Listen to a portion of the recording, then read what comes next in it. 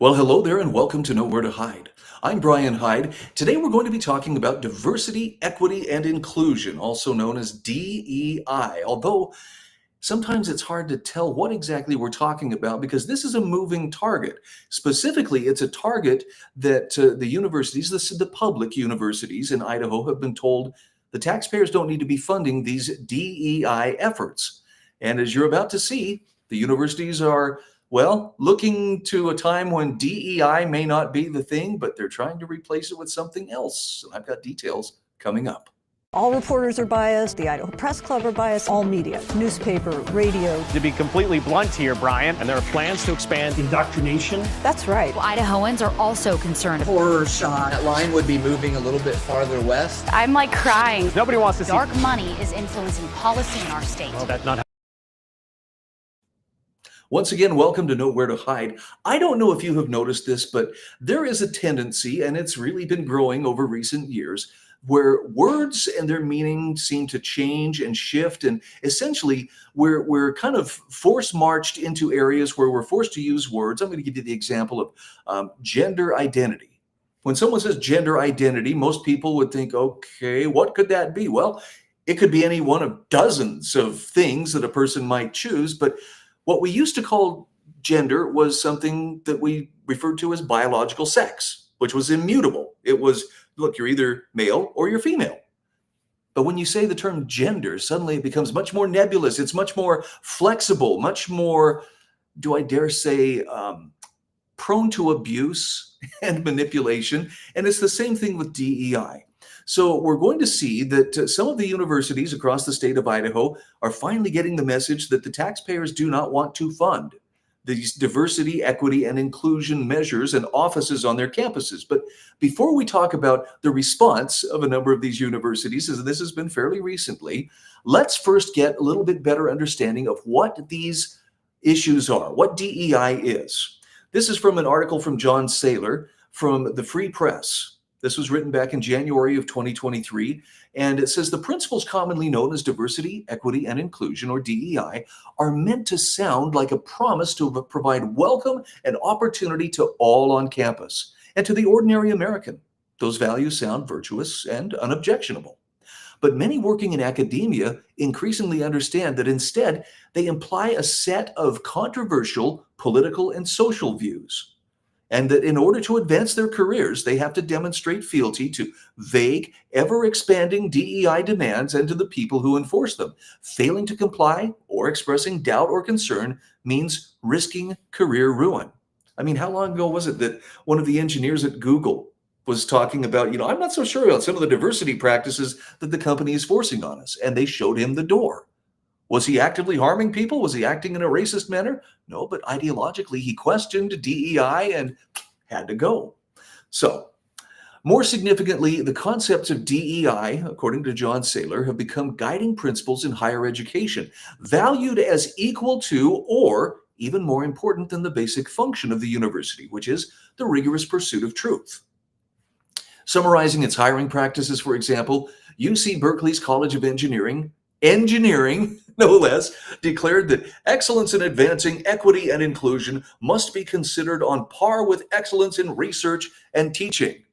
So that bridge you're driving that semi-truck over, yes, as long as you know that there were the requisite number of people with this skin color and this sexual orientation involved, well, you should rest easy. And whether they got the math right and it can actually carry the load that you're driving over, that's irrelevant, provided we got to, the diversity, the equity, and inclusion part right. Likewise, in an article describing their cultural change initiative, several deans at Mount Sinai's Icahn School of Medicine declared, there is no priority in medical education that is more important than addressing and eliminating racism and bias. Really? Not even learning about disease or surgery or treating patients for illness?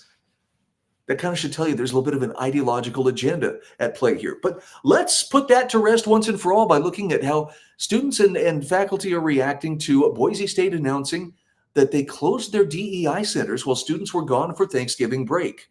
This is the headline from yesterday, KTVB reporting that the university did not formally announce the closure of the two DEI centers until 10 days after they'd already shut the doors. But that doesn't mean that they're dead and gone. This is why we ask the question, will DEI finally DIE?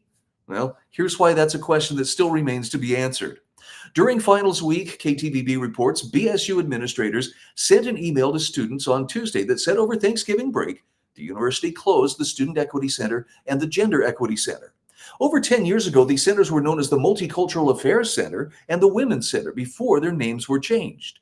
These centers were under various names rather, have been on the BSU campus for decades. Now, I guess that's supposed to, it's been here a long time. Well, we used that same excuse with slavery once upon a time. How did that work out? KTVB obtained a copy of the email sent to students. Doors to the centers were closed November 29th, the email said. We want to acknowledge that the staff members who've worked in these centers over the last few decades have impacted the lives of thousands of students, administrators wrote in the email. We've all heard the conversations taking place this year across the nation related to diversity, equity, and inclusion and higher education. The administrator said the Idaho State Board of Education has developed resolutions for Idaho universities, and we have provided feedback. We remain steadfast in our commitment to serving all students while seeking to be responsive to our governing board's expectations. Okay, one foot in each boat. I don't blame them for trying to, keep everybody happy, but this is one of those things that's designed to divide rather than to unite. So it's a good thing that DEI is on its way out. Now, but is it really on its way out? Well, as a replacement, we've removed the cancer, ma'am, and now we're going to replace it with a new center, with a new student connections and support center. So a little rebranding, it sounds like.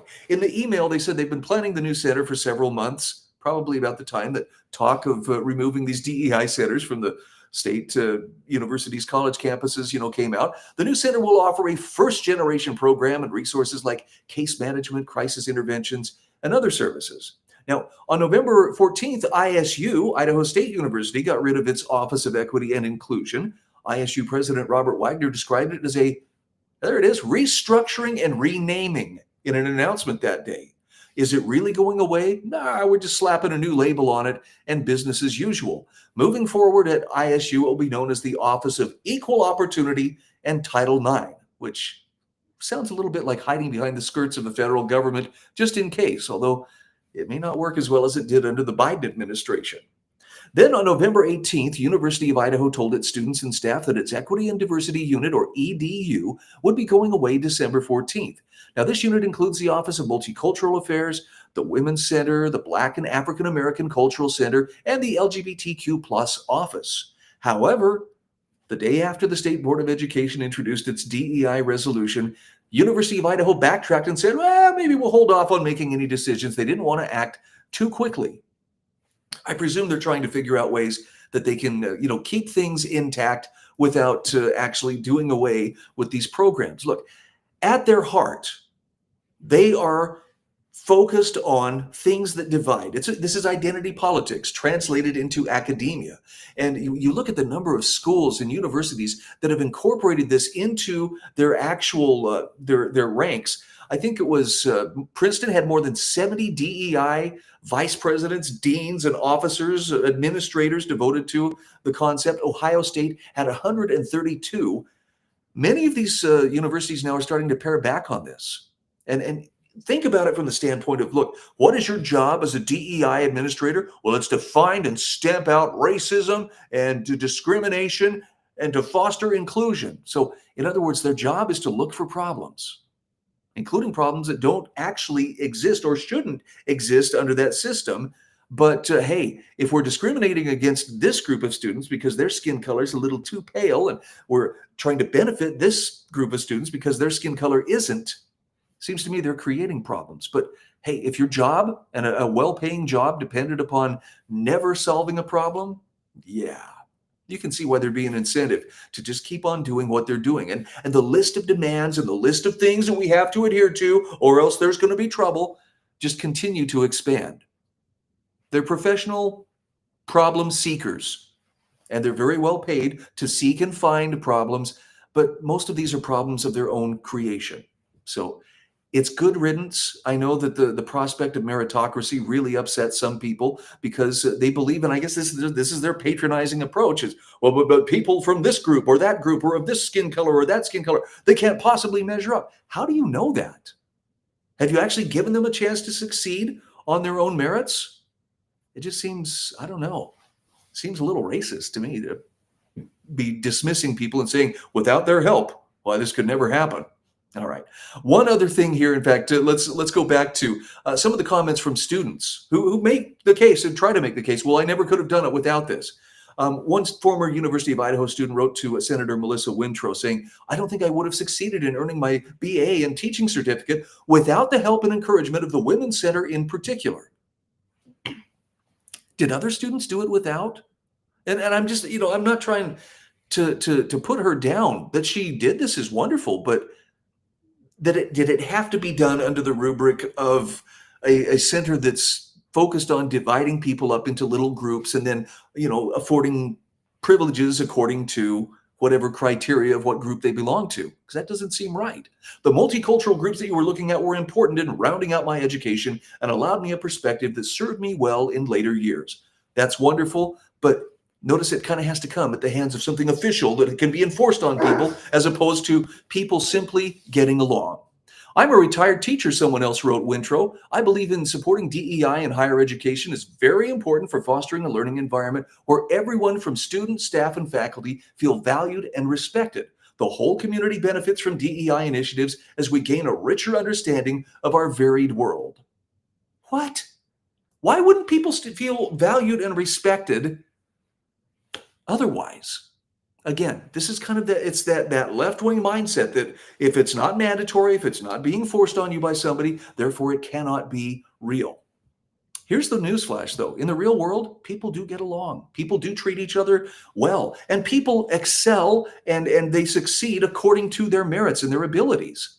They don't need to be propped up like some poor little puppy who just couldn't figure it out on his own.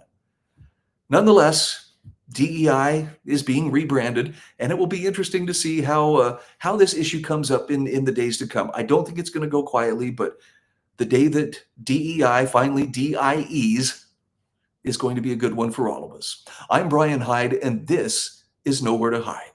All reporters are biased. The Idaho Press Club are biased. All media, newspaper, radio. To be completely blunt here, Brian, and there are plans to expand indoctrination. That's right. Idahoans are also concerned. Horror shot. That line would be moving a little bit farther west. I'm like crying. Nobody wants to see Dark money is influencing policy in our